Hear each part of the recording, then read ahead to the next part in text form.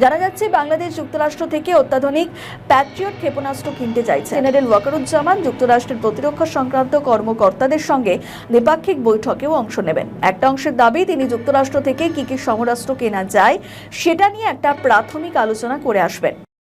ভারতীয় আগ্রাসনের দিন শেষ, এবার বাংলাদেশের আকাশ প্রতিরক্ষা ব্যবস্থাকে ঢেলে সাজাচ্ছে নয়া বাংলাদেশ।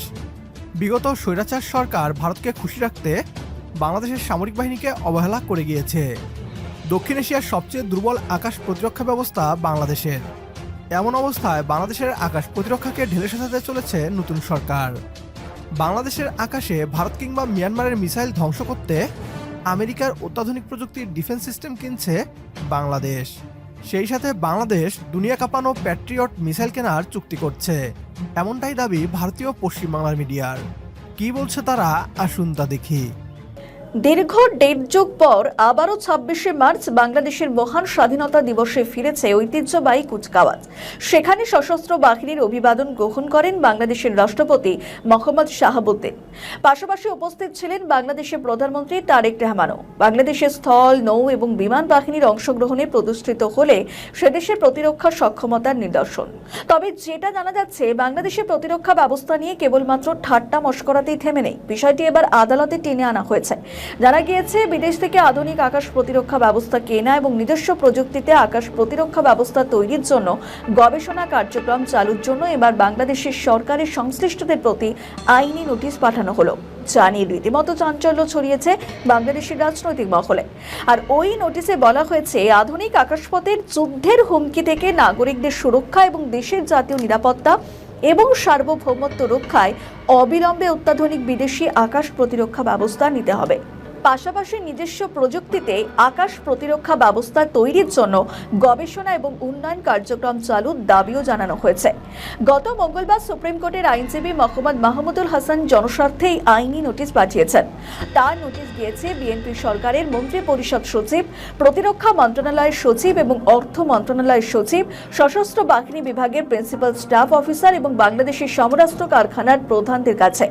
এই আইনি নোটিশে উল্লেখ করা হয় যে বর্তমানে আধুনিক যুদ্ধক্ষেত্রের কৌশল এবং ধরন সম্পূর্ণ বদলে গিয়েছে, তাই বাংলাদেশকেও সেই অনুযায়ী বদলে যাওয়া প্রয়োজন। ওই নোটিশে আরো উল্লেখ করা হয়েছে, প্রতিবেশী মিয়ানমারের চলমান গৃহযুদ্ধ এবং ভূ রাজনৈতিক উত্তেজনার কারণে বাংলাদেশের সার্বভৌমত্ব ঝুঁকির মুখে পড়তে পারে, যেখানে প্রতিবেশী দেশ ভারত ইতিমধ্যেই রাশিয়ার অত্যাধুনিক S-400 আকাশ প্রতিরক্ষা ব্যবস্থা কিনে স্থাপন করেছে। আর সেখানে বাংলাদেশ এখনো কয়েক যুগ পিছিয়ে রয়েছে।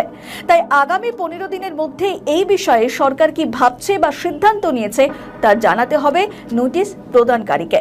ঘটনাচক্রে এই বিষয়টি এমন একটা সময় সামনে এলো যখন বাংলাদেশের সেনাপ্রধান জেনারেল ওয়াকারুজ্জামান যুক্তরাষ্ট্র সফরে গিয়েছেন। একাধিক সূত্র দাবি করা হচ্ছে, ইউনূস জমানায় যুক্তরাষ্ট্রের সঙ্গে বাংলাদেশের চুক্তি অনুযায়ী বাংলাদেশের মার্কিন স্বার্থ রক্ষায় 3টি পৃথক সামরিক চুক্তি নিয়ে আলোচনা চলছে।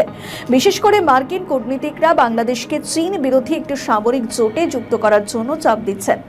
জানা যাচ্ছে, বাংলাদেশ যুক্তরাষ্ট্র থেকে অত্যাধুনিক প্যাট্রিয়ট ক্ষেপণাস্ত্র কিনতে চাইছে, আর সেটা নিয়েও আলোচনা চলছে। মনে করা হচ্ছে, জেনারেল ওয়াকারুজ্জামান যুক্তরাষ্ট্রের প্রতিরক্ষা সংক্রান্ত কর্মকর্তাদের সঙ্গে দ্বিপাক্ষিক বৈঠকেও অংশ নেবেন। একটা অংশের দাবি, তিনি যুক্তরাষ্ট্র থেকে কি কি সমরাস্ত্র কেনা যায় সেটা নিয়ে একটা প্রাথমিক আলোচনা করে আসবেন।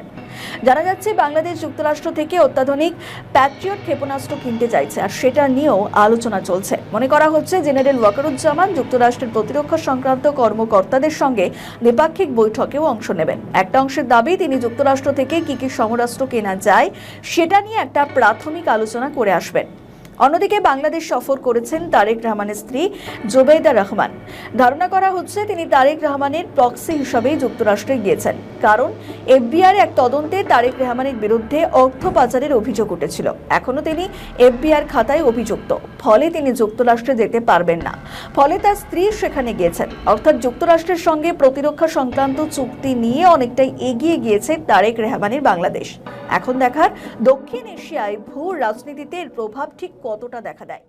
ভারতীয় আগ্রাসন থেকে বাংলাদেশকে বাঁচাতে শক্তিশালী সামরিক বাহিনীর কোনো বিকল্প নেই।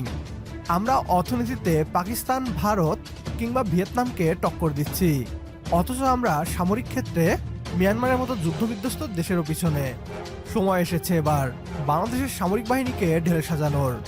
ডক্টর মোহাম্মদ ইউনূসের সরকার যেসব সামরিক চুক্তি করে গিয়েছেন তার সবগুলো বাস্তবায়ন হলে সামরিক শক্তিতে বাংলাদেশ কয়েক ধাপ এগিয়ে যাবে।